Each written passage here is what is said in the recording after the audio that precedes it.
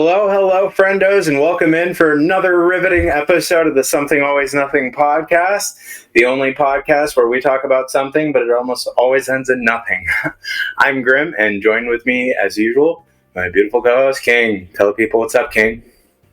Nothing much. That's cool. Just kidding. That's cool. I like nothing. No. Welcome back, everybody. Welcome to the Something Always Nothing podcast. I think it's the greatest podcast on the planet, but I'm biased. Mm-hmm. I mean, what do you think? It's debatable. We're pretty close. Yeah, we're the only podcast where one of the hosts is in purgatory and the other is in a white abyss. So, we're keeping it real over here. Can't believe you're still stuck over there, man. Who's in which one? That's what I want to know. Yo, good point. Oh shit. Oh boy. I better get my P's and Q's in order. Well, man, hey, we're in November. Yeah, we made it. Novemberberry. Is that what the kids call it? Novemberberry. That's what we call it now. Novemberberry. Yeah, guys. Got another month to go, and then Christmas. Oh God, I can wait. No more Mariah Carey. We survived Halloween. Yeah. I didn't get stabbed once. You didn't? Trick or treating was lit. No. I mean, most people were too afraid because I had the alien bro on like the back of my head all night. So I'm like, oh hi, how you doing? As soon as I turn around, they'd be like, oh, what is that? Do you remember what we named it? Lil Bro? Yeah. Whatever it was, it should have been Gregory. Should have been. Yeah, it suits him.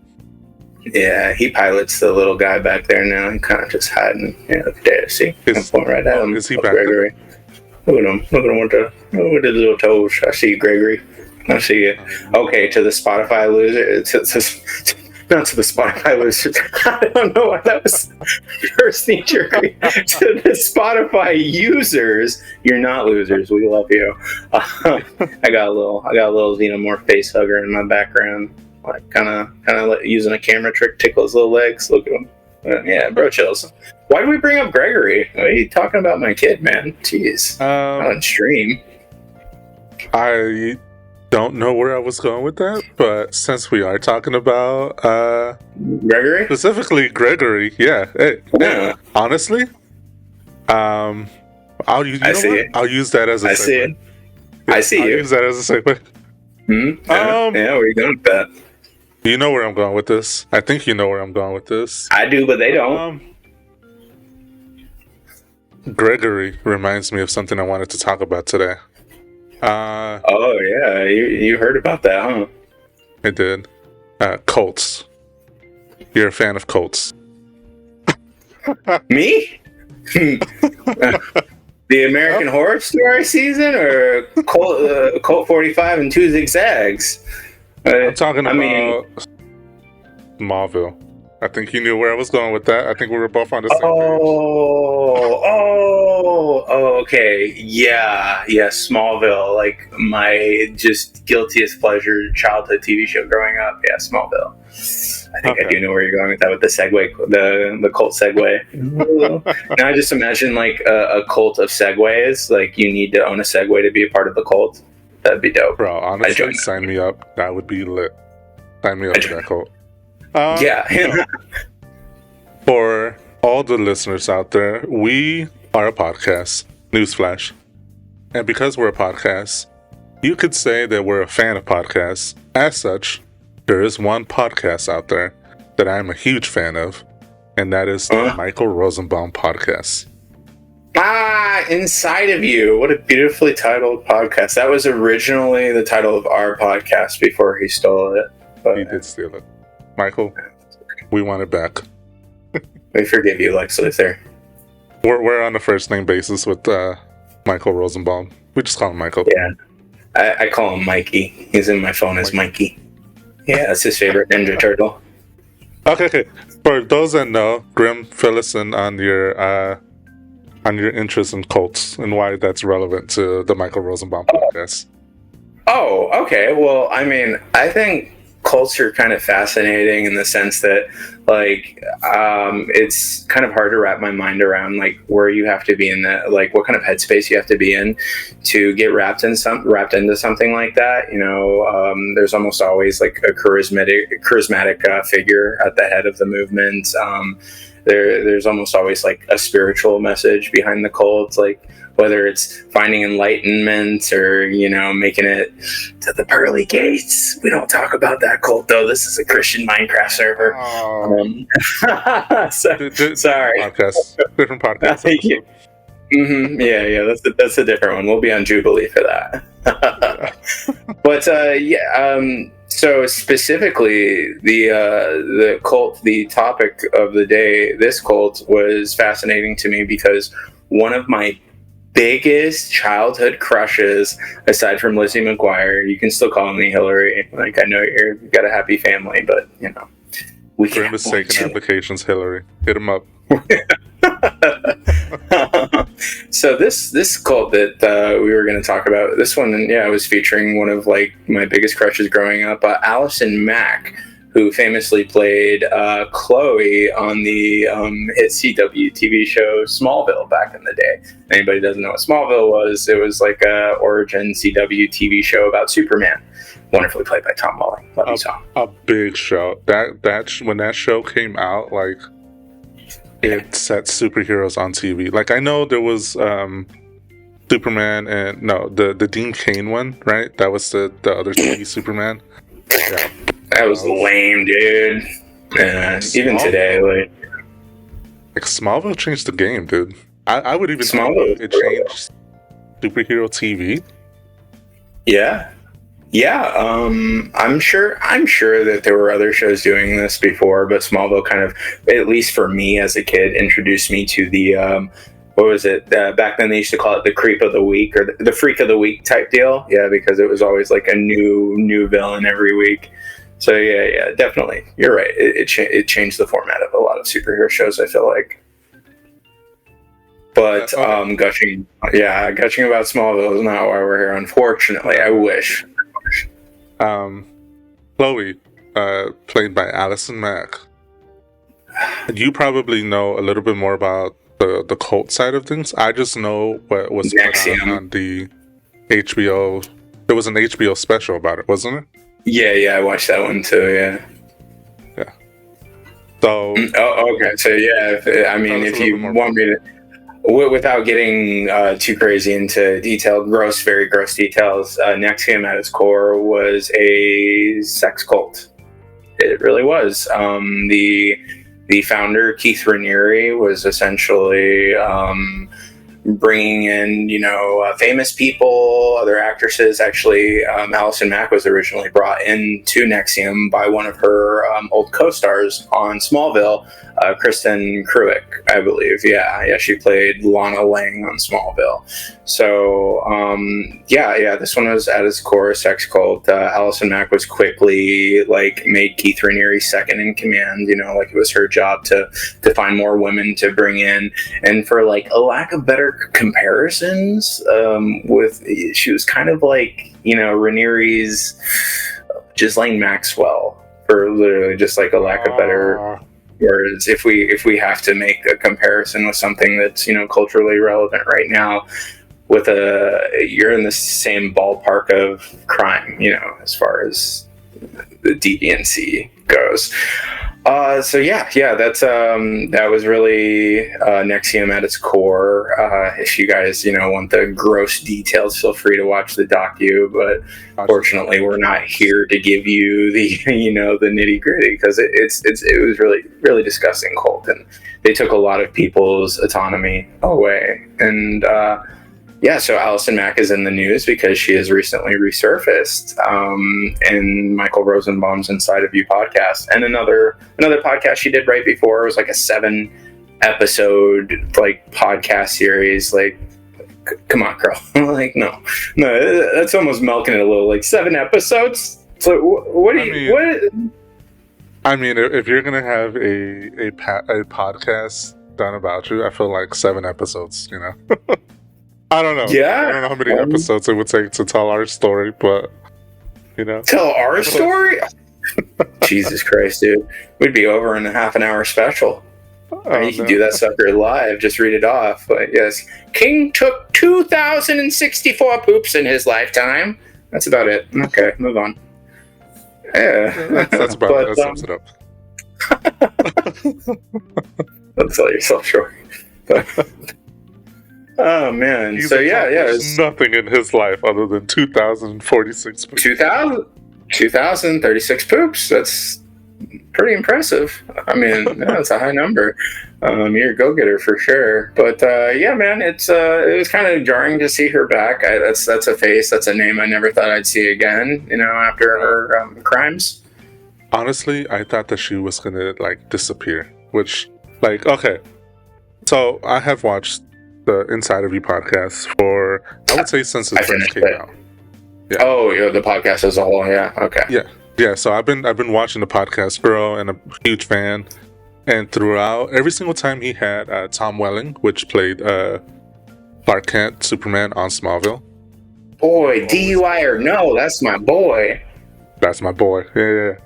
They've always danced around the fact that Allison Mack was kind of the we don't talk about that, subject on the podcast.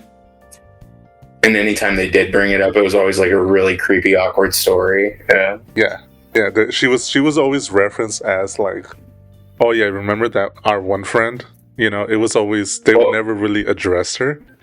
Or they referred to her as her character. They would refer to her as, Chloe, or Tom Welling would make a quick oh yeah, Allison was really good in the scene type deal, and then move on without going into too much detail. Yeah, so I don't think anybody expected her to come back the way that she did, let alone be featured on a podcast and tell her story or her version of the events that, Yeah. Fantastic. Yeah, man.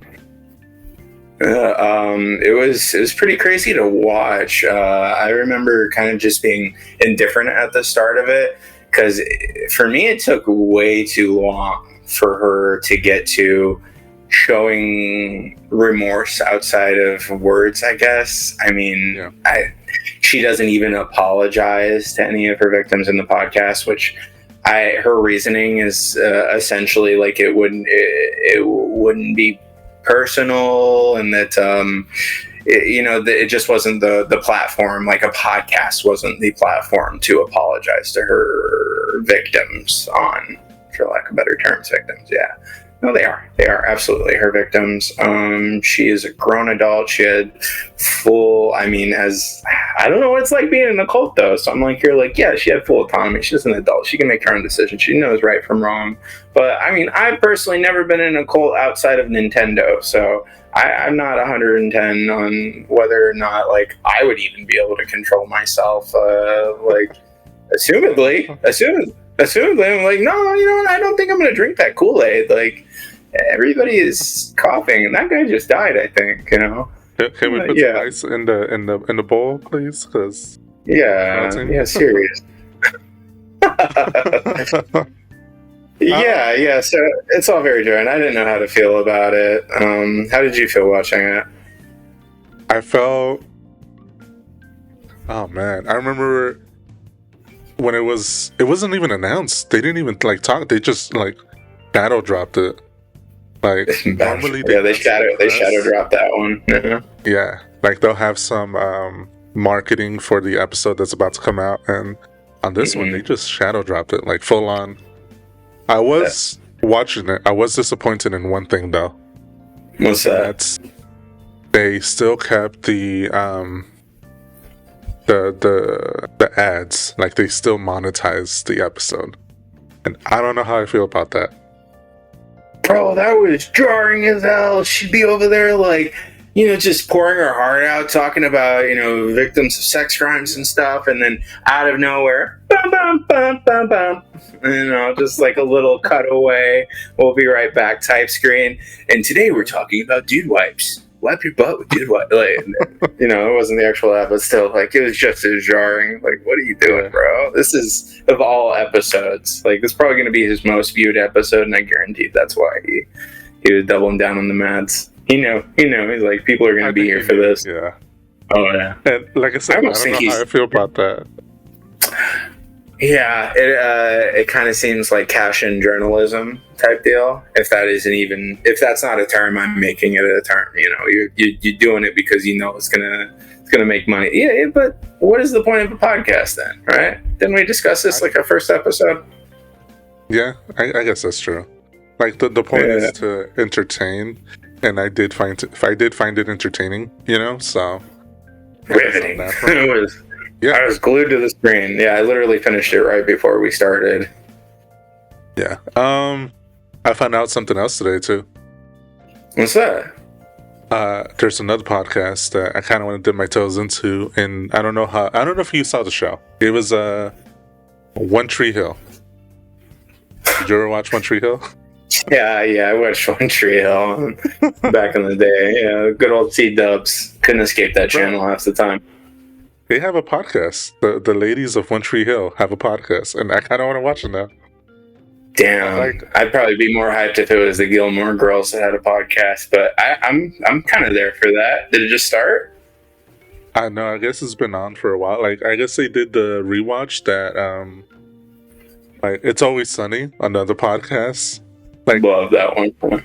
a lot of shows have started coming out with podcasts, and I kind of like that. Like, I like that we're getting more.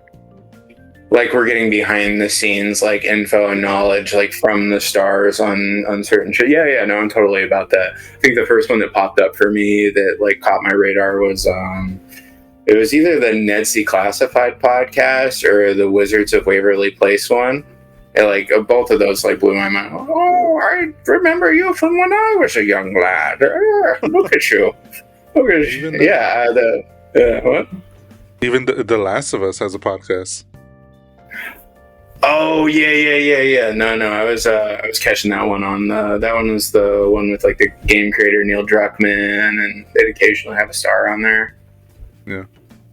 Hey, yeah, those are all I like neat. that all these shows have a podcast. I mean, they're kind of taken away from our viewership, but I think the sea is big enough just for now. How I see it. You know, the way I see it is, we've already got the jump start, so now we need to work backwards. So now we need a TV show. Oh, so we need to make it. So we need to make a TV show so we can do our podcast about our TV show when our TV show was from our podcast. Brain frick. All right, yeah, I'm down. What's our TV show? Two Broke Boys. They already did Two Broke Girls. Yeah, Two Broke Bros. Two Broke Bros. Oh man. I gotta check see if that's copyrighted later. All right. I want to talk about what you thought I was originally going to be talking about, and that's Alien Earth. Yeah, my boy Gregory. Season 2. Yeah. Yeah, he's gonna be back up on the silver screen. Oh man, driving out to LA just to get bro out there is such a pain, though. He's famous, dude. You have a Hollywood kid. Oh, 1,000, bro. Come on, yeah, that's all that comes from my bloodline. Excellence. Oh. Ladies, take note. Oh, you got a stud. It's a thought. I'm an option. Jesus Christ. Applications, folks. Let's crash that segue into a wall real quick. Alien Earth Season 2. It got renewed for another season. Let's go. I remember us being like super worried, like, oh my god, this is a great direction they could possibly head with just all the nutty stuff that happens in that last episode.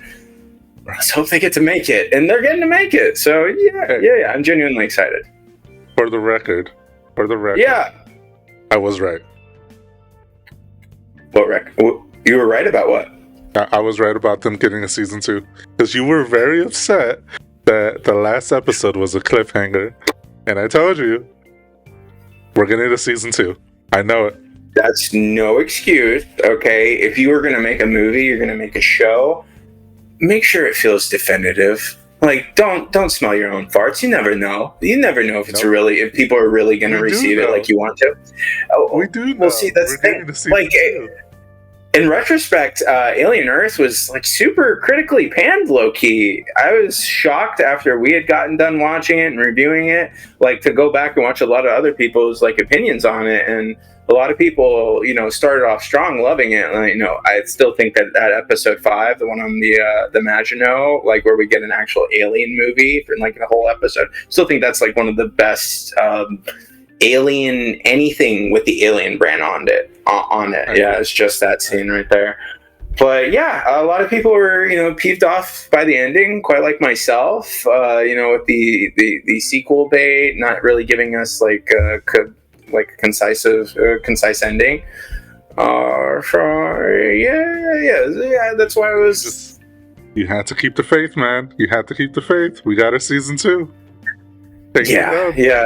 I know. I am excited, and if anything, it was like a relief for me. Like, oh, thank God, because if they would have left that the way it did, dude, you would have proved me right, and then my head would have exploded. And that's especially nobody else called that up. Especially considering we did a review of each episode on this podcast, so make sure to all our listeners and all the people watching. Go back, and if you're going to start the show for the first time, go back and watch our episodes, because we did do we did every episode a review of each episode. So just saying, painstakingly. Dude, remembering like every little bit that happened in each episode, I'm just so glad that those reviews, that we got them done and over with. Because once we started, like episode 4, I was like, oh my God, we got to finish this, please. Please, I'm forgetting my script. Grim did video essays, folks, of each episode. Please reward his hard work and go back and watch the episodes, because I mean, I'd be flattered. And who doesn't want to hear more, silky smooth, grim, dulcet tones, right? Coming right back at you, PD. All right. Yeah. Grim is in 4K, folks. And he's taking applications. You caught me. 4K. Hey. Cut that out. Nope. We're keeping it in. Oh, God. I was trying to. I'm genuinely excited. I can't wait. I hope all the cast comes back. Let's get more Boy K in there, more Boy Cavalier all the way. Yes. Mm-hmm. Bring back my eyeball alien, bro. The Tiacelis. Honestly, that was the MVP of the season for me. The Tiacelis. Bro, no competition. None. Yeah, I want the spin-off ASAP and get a Tiacelis shirt immediately. Honestly, I think I might. I just might. Yeah, eyeball drip. Let's go. Easy Christmas present. I got you. Let's go. What else? Fire. Dude, there has been so much news just in that the last week that out of this world news, since we're on the topic of Alien. Out of the quite extraterrestrial. Almost like our next topic for the day. I know you had something. I know you're cooking. Let me have it. Oh, shit. You were supposed to take over. So, you know what else is out of this world, Grim? It's the Steam machine. Steam, dude. Steam had like a total banger of an announcement. They dropped what was it? It was essentially, I'll just call it a trailer. They dropped a trailer for like a whole slate. Okay. All right, let me go straight before I gush about this. I know what it is. It's the MCU of Steam. It's phase 2 of Steam. You're like Kevin Feige right now, bro. Bro, watch me cook. So what we're getting from Steam is what we usually get from a console developer, a console creator like Sony or Microsoft. What we're getting from Steam in one setting, it would take one of those companies, 5-10 years to get all this out. So not only are we getting a Steam Machine console, which is essentially a computer console, it's as simple as that. It's going to be It's going to be the best way to play all your PC games. You're going to be able to play console games, games that are typically on consoles. Huh? Yeah. Oh, yeah. I'm keeping count. Oh, okay. All right. So not only are we getting the Steam machine, we're getting the Steam VR headset, and then we're getting, what was it? The third one was like the Steam controller. Yeah, so that's the balloons, bro. Purgatory's looking lit over there. Actually, they're throwing you a party. Celebration, man. We're celebrating.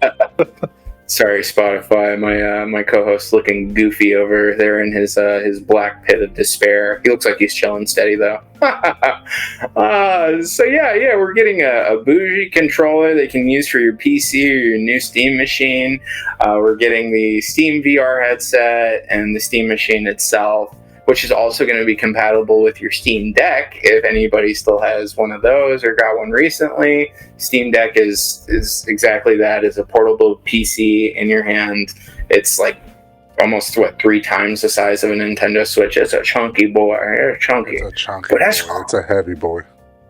Like, that's crazy hype. That's super exciting, dude. They're dropping a bougie controller, a console that's already going to have controllers with it, so you don't need to buy the other controller if you don't need to or want to, and a brand new headset. Like I said, it's something that usually takes most companies 5-10 years to get that entire slate out. Yeah, so this is exciting. I mean, to be fair, it is not their first console type thing, right? Are you talking about Steam Deck? Yeah. Oh no, I mean like the Steam machine. It's not or am I thinking of Nvidia? I think I'm thinking of Nvidia. You might be thinking of Nvidia, Luna. There's been a bunch of attempts, for lack of better words. PC console hybrid type things, but the Steam machine, dude. I want that Steam machine. It looks so awesome. Yeah, no, genuinely, I'm wicked excited. Yeah, like, can you imagine? You know what? I don't know if maybe they did talk about it in the keynote. I really wasn't paying attention. But the VR headset, can you hook it up to your Steam machine? Well, it appears to be wireless, but it will have a USB-C port, and I mean, let's be real. Yes, you'll be able to. It'll be compatible. Everything that's coming out it's all compatible with itself. I'm pretty sure you can just use the Steam VR by itself. You don't need it hooked up to a PC. So that's kind of going to be it'll be pointless.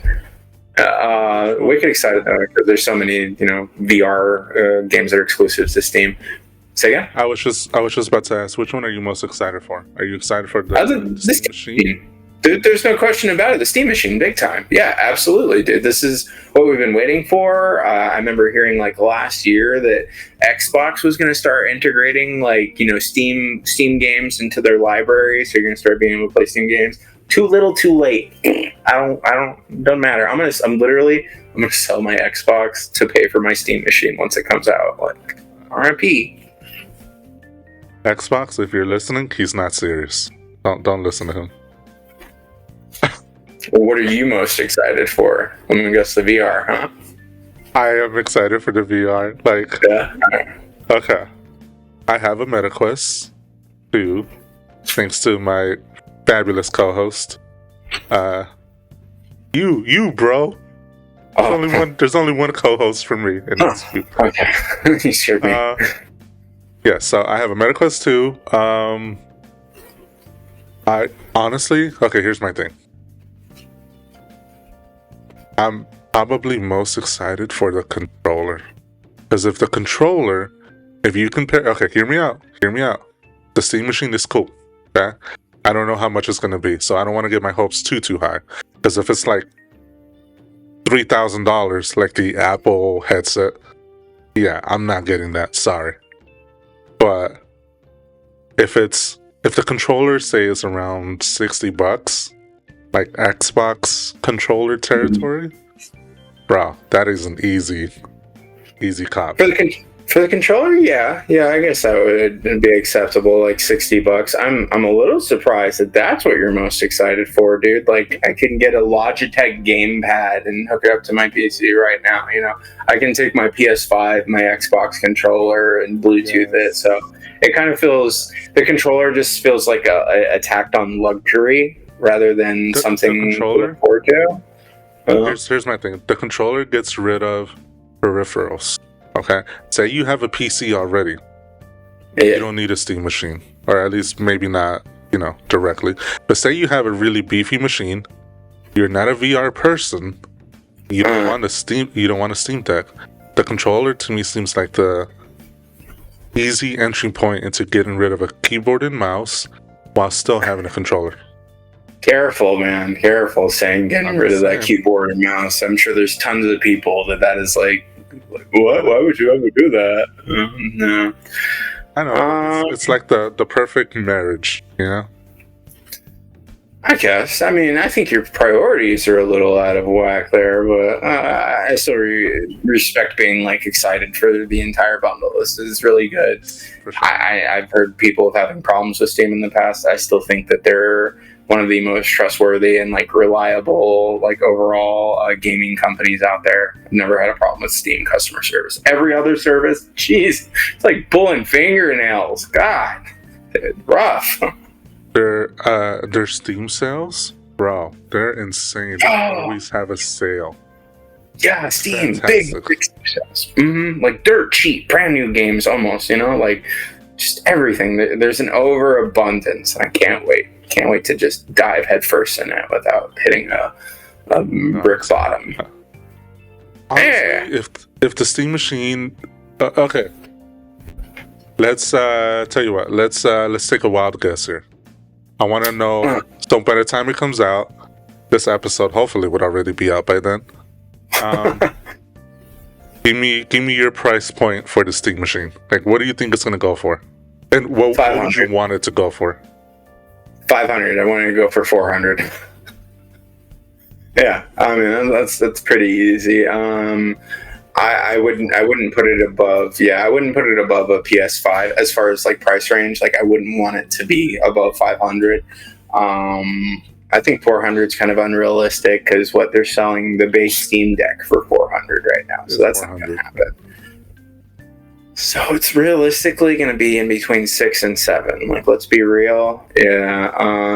It would be okay to think, even more because the Xbox Asus Rogue Ally is dropping for 800, and I almost feel like you can compare those two. Which kind of bugs me why like a handheld would cost more than a console. And if the Steam machine comes out for anywhere between 5 and 6, then any handheld selling above that price point, that's not going to make any sense anymore. Like Steam is gonna mow them down, figuratively. I think so. I think with Valve, they're very competitive. So I think they want people buying this. So, I mean, I'm gonna take a shot. I'm gonna take a shot at it. Okay. We're taking shots. No, I honestly think it's gonna go for $7.99. That is what I think they're gonna aim for, the base model. Don't you wish that on me, Ricky Bobby? Don't you wish that on me? No. I don't want that. I think it's gonna go for $7.99. I would love it if it went for $5.99. You made my heart crash into a brick wall just now. I felt it. It wasn't wearing a seatbelt either. That was rough, dude. I'm sorry. I didn't even think about it being that expensive, dude. But I mean, let's be real. Inflation, the economy the way that it is, tariffs. It's like, yeah. But wait, isn't it all made in? Isn't Steam to make all their stuff in home? Or I'm sure they outsource. So yeah, no, it's gonna be expensive. I don't know where Valve is based out of, but I don't think it's a US product. I may be wrong, but I don't think Valve is a US company. Yeah. Gabe Newell. Where are you from, Gabe? Where are you, Gabe Newell? Where are you? I'm guessing Switzerland. Berlin. The New Berlin Public Library. I was right? I'm 100% you. I mean, you were really wrong, but I was also wrong. Damn it. I had one. I needed that. Okay. I need that, bro. They are based out of Bellevue, Washington. They are an American company. Valve, if you're listening or watching, I apologize. You're American. You're an American company. I was right the first time then. What do you mean? What do you mean I was both wrong? You just said that we're Swiss, bro. What are you talking about? No, let's play the tape back, chat. I said originally that I assumed that they were an American in-home company. And then you had me like second guessing myself, so I somehow ended up in Switzerland. Right. They have great chocolate, though, I heard. I just assumed they were Taiwanese, but I was completely wrong. They are American. It's a little racist, but okay. Anyways. What? Why do you assume they're from Taiwan? Because everything that's tech-wise comes out of Taiwan.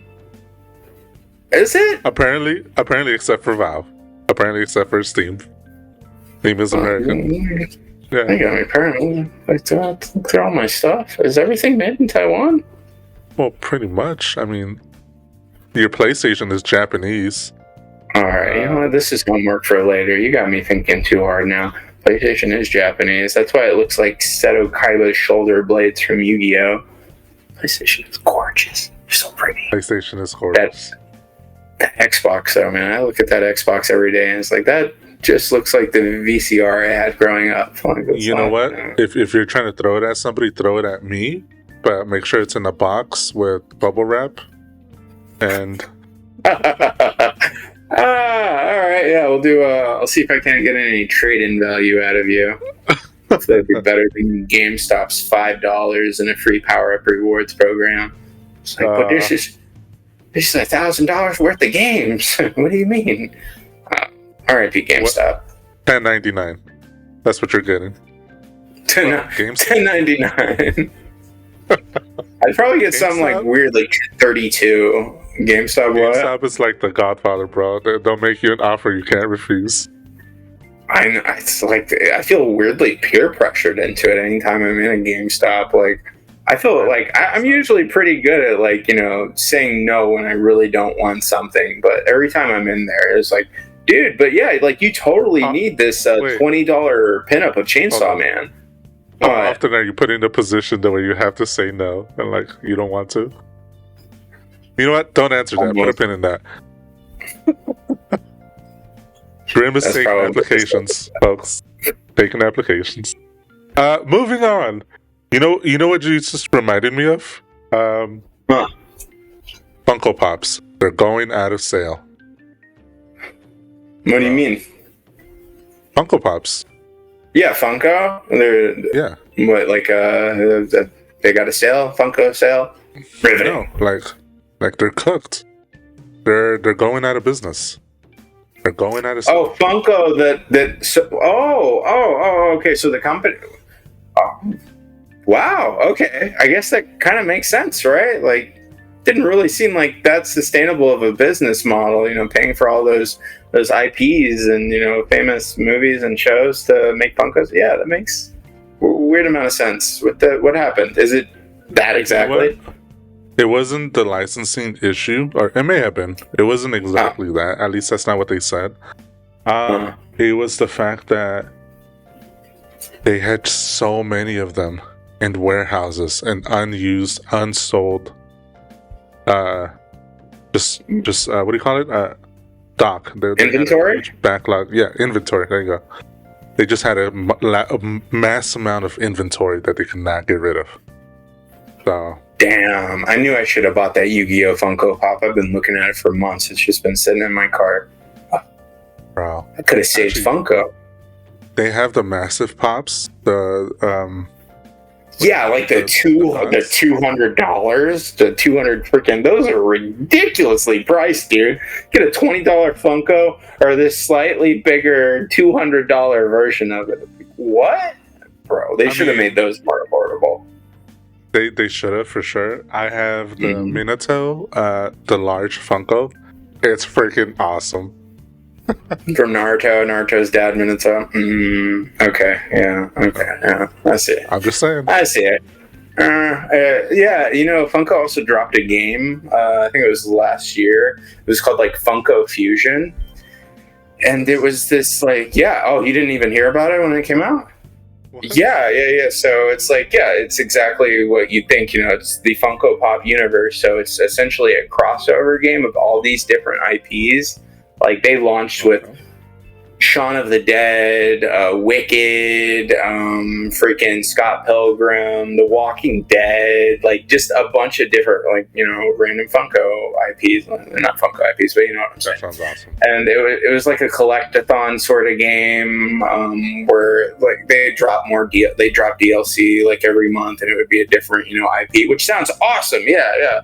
But it was a total flop because that game was super dog water. I mean, anybody can go watch a review on it.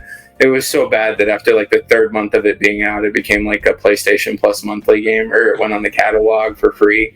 So maybe it's been from I don't want to blame the game, but it's like that game bombed pretty bad. So I'm sure that didn't help them.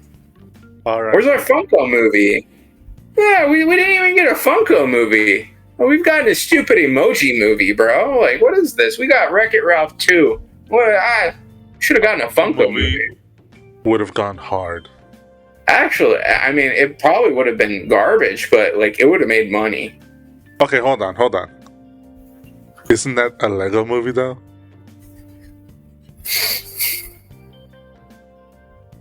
Right? No. The main guy would have obviously been Chris Pratt.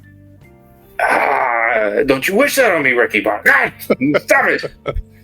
No, stop giving Chris Pratt roles. I was going to say stop giving him Italian plumber roles, but just in general, okay? He's back for another one. You mentioned it. You said the key word. Italian plumber. Super Mario Galaxy. Pummel him. Oh, yeah, okay. Yeah.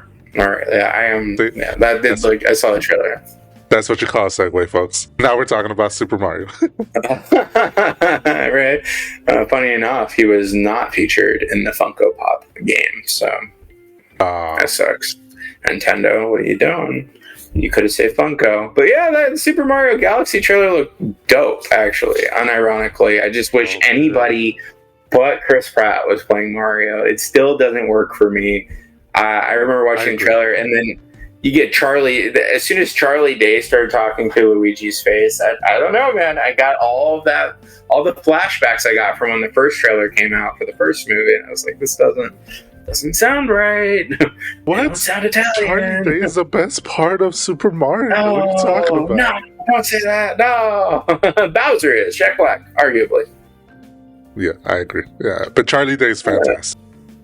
It's just so weird.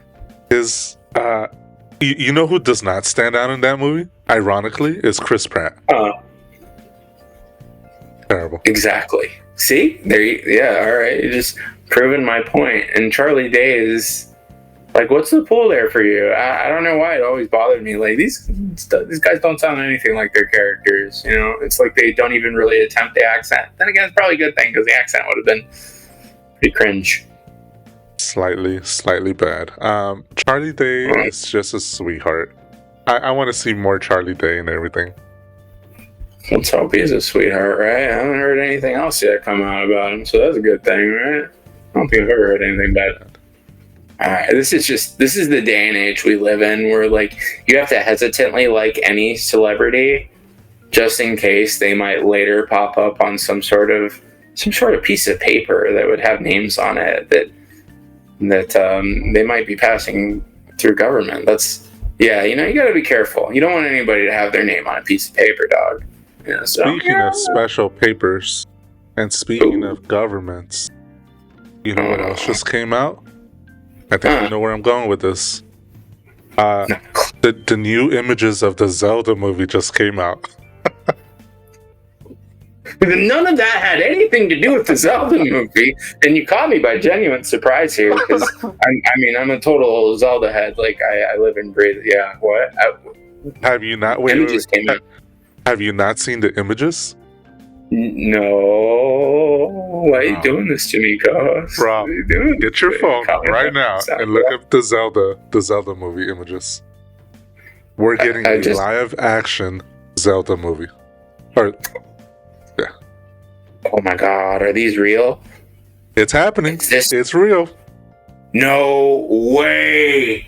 Jack Black as Link? It's about damn time! It's about time! No, I saw the other one, so that was pretty good. Zelda looks great. Yeah. Oh, okay. Yeah. Oh man, that was a bombshell for sure. I mean, I grew up on Zelda. That was my first game. Was Ocarina of Time on the N64. What a banger! That's why I brought it up, because I know. So, I confessed something to Grim earlier for everybody watching and listening, and that is that I have never played a Zelda game. Oh yeah, that's what you told him. Oh my God. Oh God, I don't know. That got me by surprise times two. Yeah, what the heck? What are you doing? I've never played a Zelda game. So, you know what's going to be my first intake of Zelda? The movie. I'm going to watch the movie first. No. I'm too hungry for this right now. No. That's a bad idea. Is it? No. Grim is, for everybody listening, Grim is buffering right now. There's a little spinning wheel on top of his head.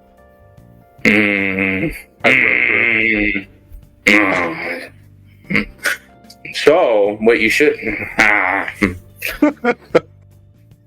Wait. Moving on. You know what else? Yeah, King. Tell me what else. We're going to talk about this later. You know what else just came out? The teaser trailer for Moana 2. For Moana? It sounded like you said Morana, like moron. No. Moana. Sorry, it's just Moana, not Moana 2. Just Moana. The live action trailer for Moana came out. Oh yeah, I didn't see the trailer for that. Oh, but I did see like a still image, and it looks good. I got one right back at you. So this is going to be my first intake of Moana as the live action film. No. I'm a grown man. I got a beard. I'm single. I'm not watching Disney movies on the regular, bro. No, it don't happen that way. This one is special because now I get to do this one despite you. Until you play a Legend of Zelda game. No. And that, folks, is what you call blackmail. This is cinema warfare right here. That's exciting because Dwayne "The Rock" Johnson's going to be in it, right? I didn't see him, but I saw the girl, and she looks great. She looks great. So, okay, that'd be cool. I heard some of the comments about the teaser trailer. It was a teaser that they dropped. Oh, okay.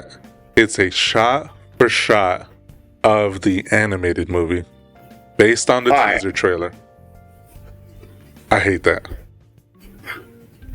Well, why do you explain? Why don't you want that? Because if you're gonna make a live action, I could watch okay, this is the same argument that we had for Lilo and Stitch, where I loved all the new stuff and Grim hated all the new stuff.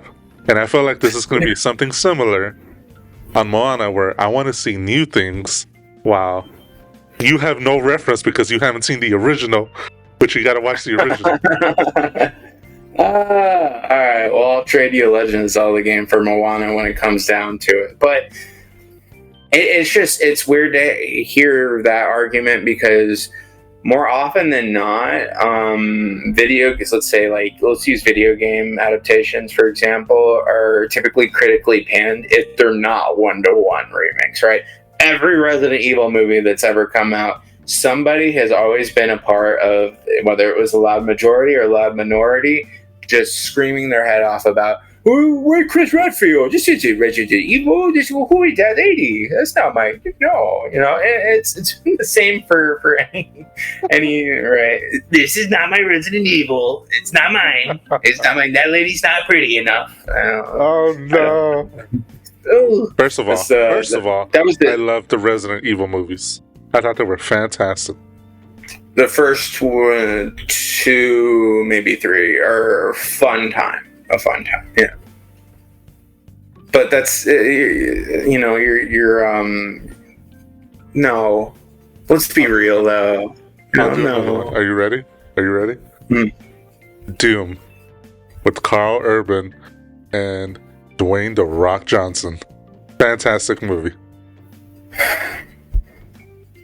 He's buffering, folks. I broke room again. I just want to go home, and I'm already home. What does that say? What does that mean? Oh, no. That, folks, is what you call gaslighting. All right. That's been another beautiful episode of something. Okay, so what pulls you to all these movies? Is it like the junk food idea of a good time? Like you said before how you don't want like the Moana remake to be a 1-to-1. You want newer stuff, and I can respect that as long as that newer stuff is supplemental. If you're gonna make something that is, you're putting the exact title on it, like this is Resident Evil, right? Well, then you better have, Chris Redfield and Barry Burton and Jill, like, in the mansion with Wesker doing what they did. And if you want to give me a backstory on a side character while you're at it, or add in an extra scene that maybe you wouldn't have seen or gotten to play through in the game, I'm all about it, man. But I think that when you're making, a remake or in this case, a live-action remake, it's probably best to be as faithful as possible. No, with supplemental material added in. I feel like you should watch the original, and then watch the live action. Not an advertisement to get me to watch Moana. This guy, no. Okay. Here's the thing. I just want to have a good time when I'm watching a movie. So you and everybody else. If you're going to do something new, and if you're going to add new things, no, I 100% agree with you. I don't feel like it should take away from the story, but I feel like it should be fun if you're going to add it, So I'm trying to think of a situation where Resident Evil, let's go back to that one. All right. It was, to what I understand, because I've never played the games, I know, it is not 100% faithful to the games. But I had a good time. You're killing me, Smalls. No wonder. Okay, this is all starting to make sense now. Okay, so of course, diehard fans of something are going to want any sort of remake or obviously remake or remaster of that original product to be as closely faithful as 1-to-1 as possible. Whereas somebody that doesn't have any attachment to that original material, well, they're not going to think twice. They're not missing anything, right? It's the people that have been there since day one that you should, if not cater to, then give us something. Give us something for being fans, So if you try to, who gave that famous quote? A film for everyone is a film for no one. Whoever you are, you are a G. Those are the words to live by. You could use that. A film for everyone is a film for no one.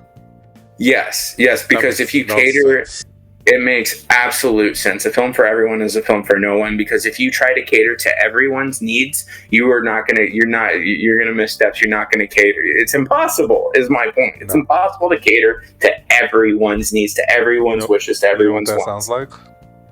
That sounds like a person who did not want a season 2 of Alien Earth. That's what that sounds like to me. It's like everything here is too expensive to throw.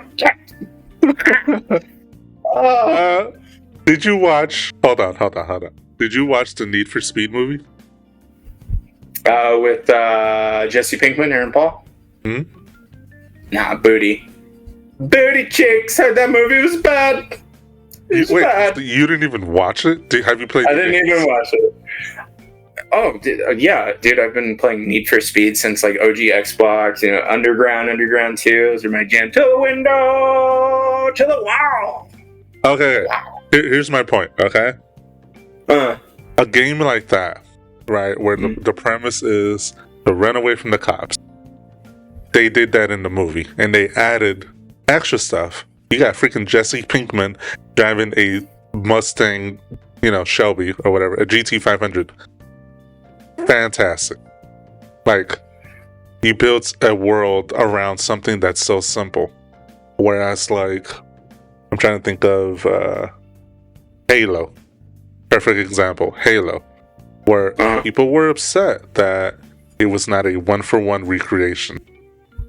I disagree. They added new things that I did not like, but all the stuff that I thought was great about it was some of the new stuff. Whereas, like, yes, Master Chief, you throw the helmet on him and he's just your basic, run-of-the-mill super cop. Super...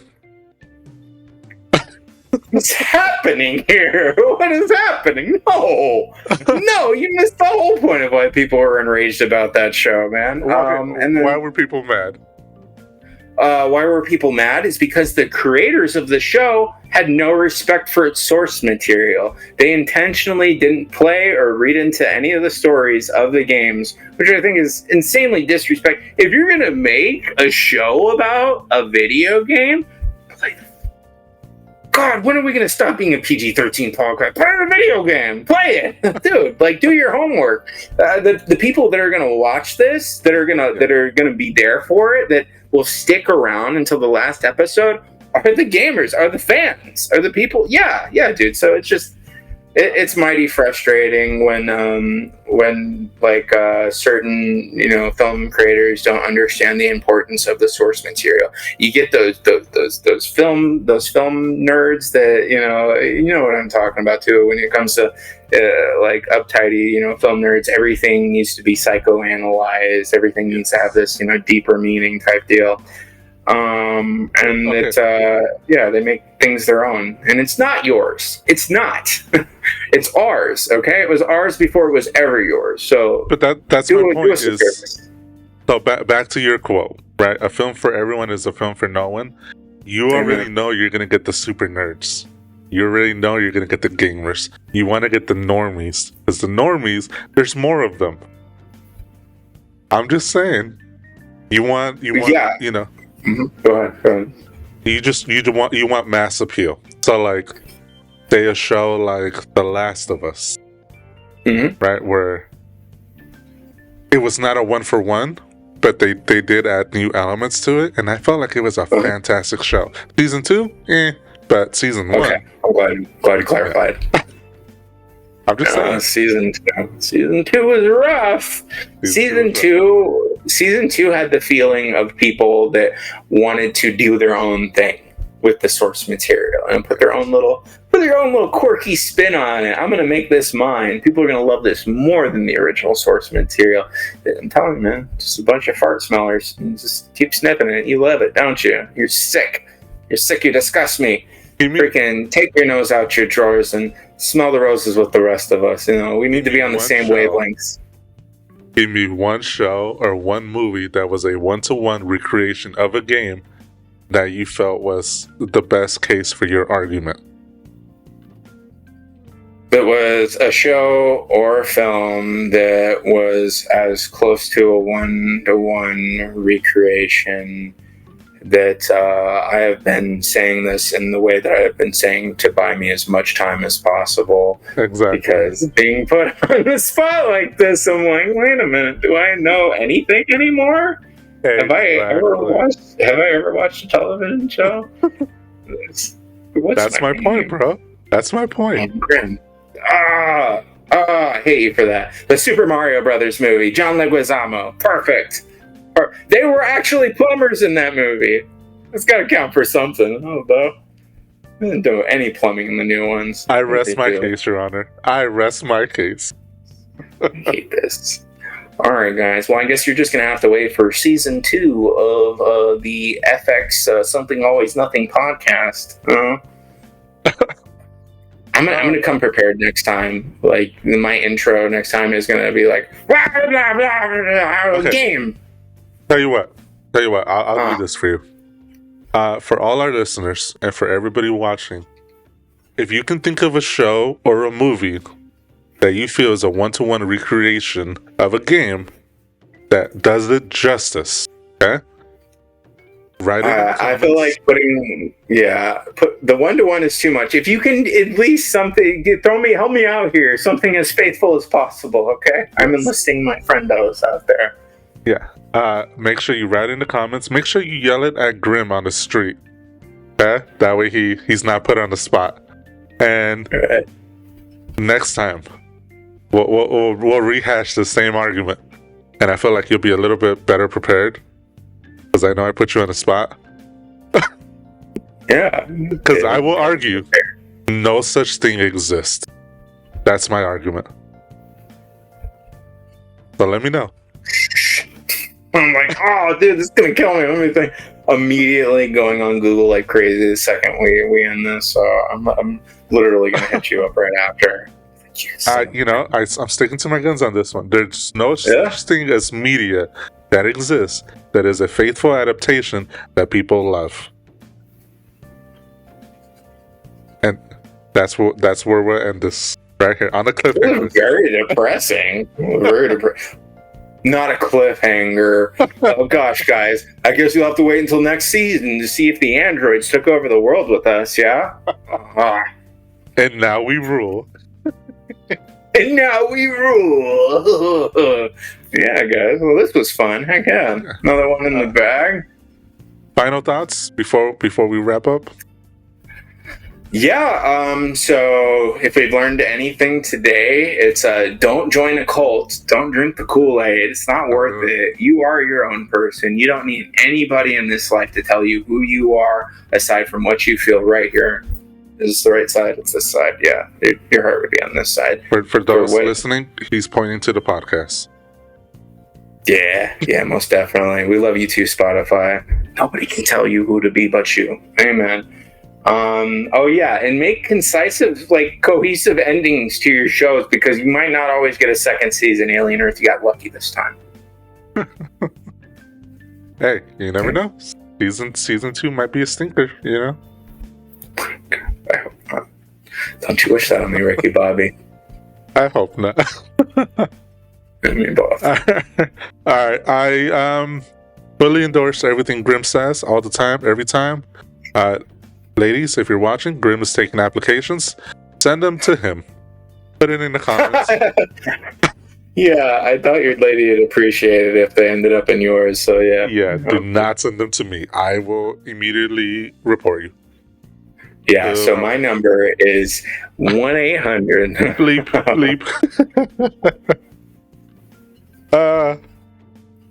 I think that wraps up our episode, bud.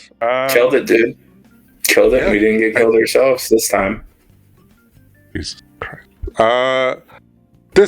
Thank you guys for joining us for another episode of the Something Always Nothing podcast, the greatest podcast on the planet. We appreciate you spending your time with us, and we will see you next time, right here where you found us. Doses. Bye. Fire. Cooking every...